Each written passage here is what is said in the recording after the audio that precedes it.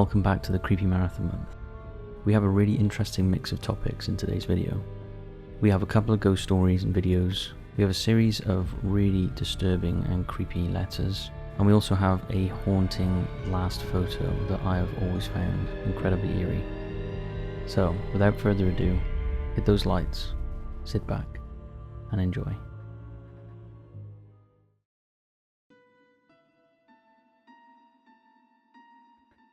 The Ghost in the Chair.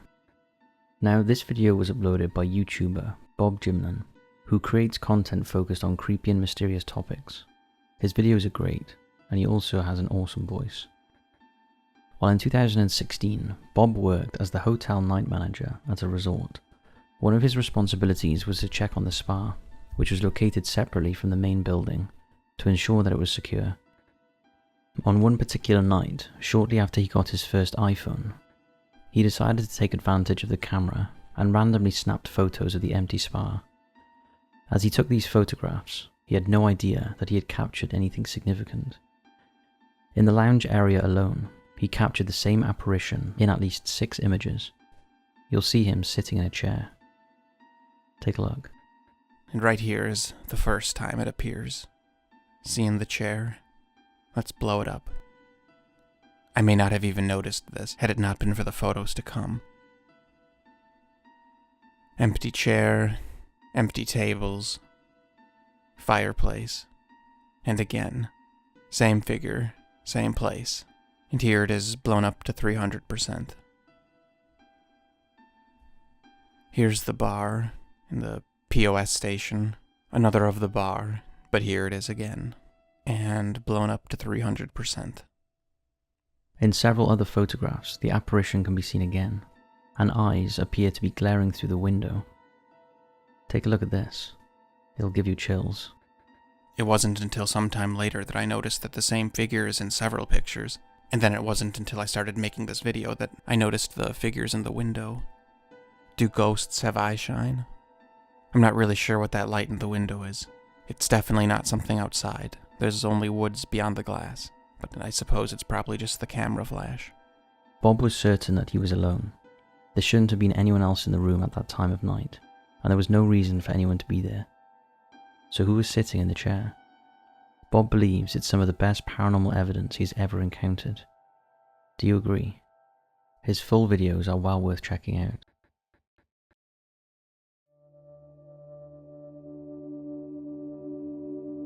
The Watcher House. Just after Derek Broadus celebrated his 40th birthday in 2014, he and his wife Maria decided to purchase a new house. After spending months searching for their ideal home, the Broaduses finally found what they thought was the perfect place to raise 3 young children, 657 Boulevard. After entering a bidding war, they managed to buy the property for $1.3 million. The house was situated on a tree-lined avenue in a wealthy part of Westfield, New Jersey. It was an imposing Victorian mansion featuring 6 bedrooms and 3.5 bathrooms. The Broaduses began renovations right away, but shortly after, Derek discovered an envelope left in the mailbox addressed to the new owner. The letter was dated June 4th, before the house sale had even been made public, and it read the following. Dearest new neighbor at 657 Boulevard, allow me to welcome you to the neighborhood. How did you get here? Did 657 call to you with its force within? The house has been the subject of my family for decades now, and as it approaches its 110th birthday, I have been put in charge of watching and waiting for its second coming. My grandfather watched the house in the 1920s. And my father did so in the 1960s. It is now my time. Do you know the history of the house? Do you know what lies within the walls? Why are you here? I will find out. I see already that you have flooded it with contractors to destroy the house as it was supposed to be. You don't want to make 657 Boulevard unhappy. You have children. I have seen them. So far, I think I have counted 3. Are there more on the way? I asked the woods to bring me young blood, and and it looks like they have listened. Was your old house too small for your growing family? Or was it greed that brought me your children? Once I know their names, I will call to them and draw them to me. Who am I? There are hundreds of cars that drive by the house every day. Maybe I am in one. Look at all the windows you can see from 657 Boulevard. Maybe I am in one. Look out of any of the windows in 657 Boulevard at all the people who stroll by each day. Maybe I am one of them. The boulevard used to be the street to live on. You made it if you lived on the boulevard. Welcome, my friends. Welcome, the Watcher. Derek and his wife were unsettled. The letter felt threatening, so they reported it to the Westfield police.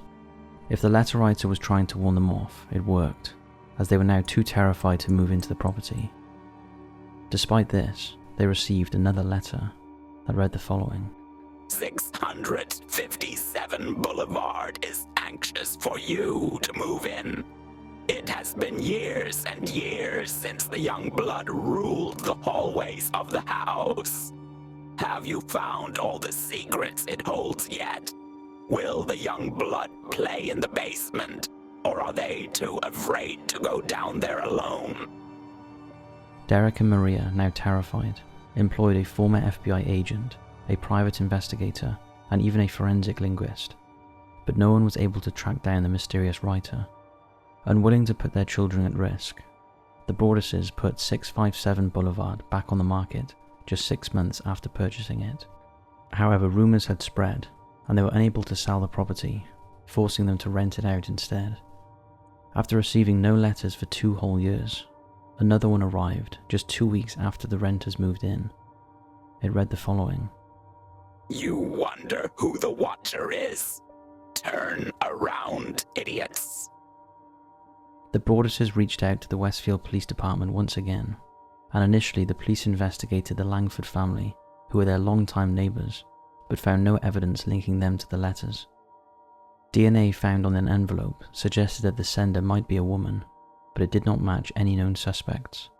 In 2019, the Broaduses sold the house for $959,000 without ever having moved in, and the new owners have not received any communication from the Watcher. As of 2025, the Watcher's identity remains unknown, and no charges have been filed, meaning the Watcher is still out there.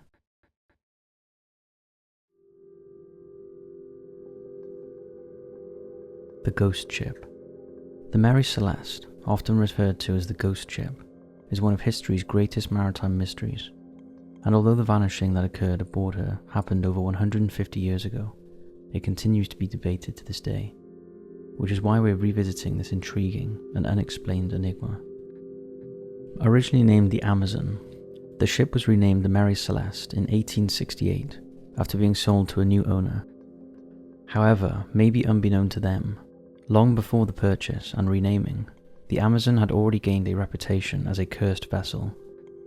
It had endured the death of one captain, the sinking of another ship following a collision, and had run aground in a storm, which ultimately led to its abandonment.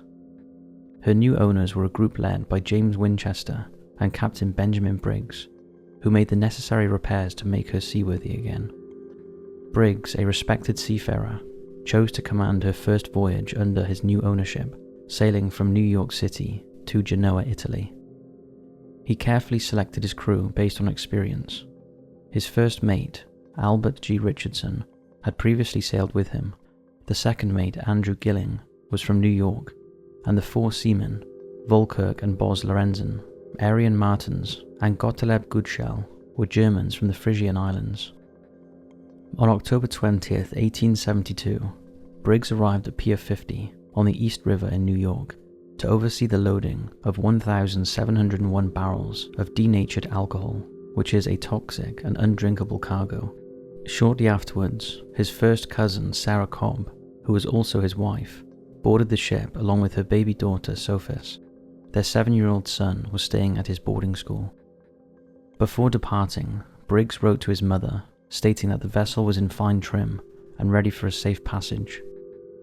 Delayed by poor weather, the ship finally departed on November 7th, 1872. For the first 2 weeks, the Mary Celeste encountered harsh weather as it approached the Azores. They were expected to reach land days earlier, but by November 25th, Captain Briggs noted in a logbook that they were still 6 miles away from Santa Maria Island. 9 days later, on December 4th, the Dei Gratia, who left port 8 days after the Mary Celeste, following a similar route across the Atlantic, spotted a ship adrift with only 3 sails set. Captain Morehouse, a friend of Briggs, realized it was the Mary Celeste and sent his mates to investigate. They found her deserted. The sails were poorly set, rigging damaged, and ropes hung over the side. The fore and lazarette hatches were open, and the ship's main lifeboat was missing. The binocle compass housing was disturbed and its glass cover broken. About a metre of water was in the hold, and the sounding rod used to measure it lay abandoned on deck. The cargo of 1,701 barrels of industrial alcohol was mostly intact, and there was a 6-month supply of food and water on board, but not a soul in sight. There were no signs of fire, violence, or struggle. Strangely, the ship seemed otherwise intact and fully sailable, with the crew's belongings, clothing, food, fresh water, and even young Sophia's toys still aboard. Under maritime law, salvage rights entitled rescuers to a share of the ship's value, so Captain Morehouse divided his crew between the 2 vessels and sailed both to Gibraltar, arriving on December 12th. The inquiry in Gibraltar began on December 17, 1872, and continued into March 1873, but ultimately reached no conclusion. The court considered possibilities ranging from insurance fraud and piracy to natural disasters, but in the end there was no definitive answer. Over the years, various theories have emerged regarding the fate of Mary Celeste. Some suggest mutiny or piracy, while others propose supernatural explanations, such as sea monsters or killer waterspouts. Another theory points to the barrels of alcohol on board, speculating that fumes might have caused an explosion scare, prompting an emergency evacuation. But the mystery continues, with many unanswered questions. After all, abandoning a ship in open sea is the last thing a captain would order, but was that what Captain Briggs did? And if so, why? His ship was seaworthy, it wasn't flooded or severely damaged, and they had plenty of supplies. To this day, no one knows exactly what happened on board.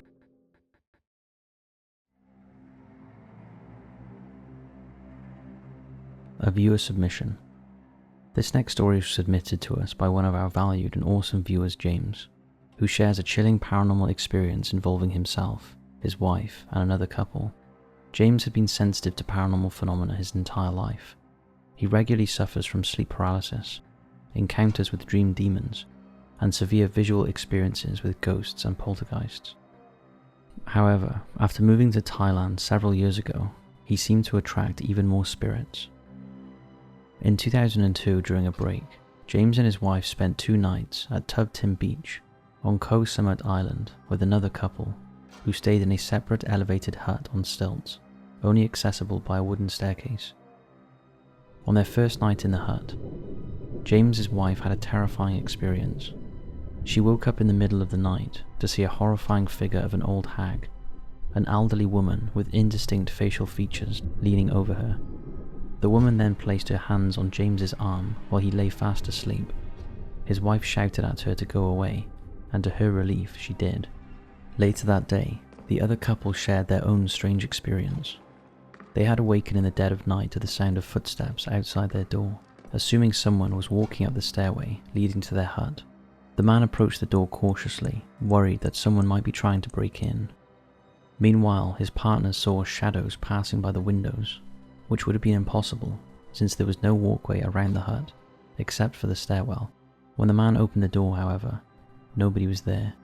The next day, while both couples were swimming in the sea, they chatted with a Thai man also staying at the resort. After sharing their stories with him, he casually mentioned that it is well known that an old hag and a child spirit haunt that area of the jungle, and told them that the previous night, the child ghost had ran through the door of his hut laughing and scaring him. although he seemed unconcerned. James pointed out that Thai people are very superstitious, and if you ever visit Thailand, you will notice coloured ribbons and clothing, usually dresses, hanging from tree trunks in the jungle all over the country. This practice is done out of respect for those who have perished in the jungle, and to support the spirits dwelling within the forest. It's considered rude and bad luck to comment on these ribbons and clothes when you first see them. There are also spirit houses, miniature houses built outside most homes, office buildings and temples. These houses provide a place for the local spirits to reside, ensuring they do not disturb the living. Incense sticks are burned atop of these spirit houses, and food offerings are made to appease them. It's unclear if the superstitions or spirit houses have any relation to what James and his wife experienced, but it's important to be aware that these items should not be disturbed if you ever visit Thailand. We'd love to hear if any of you have ever had similar incidents in Thailand.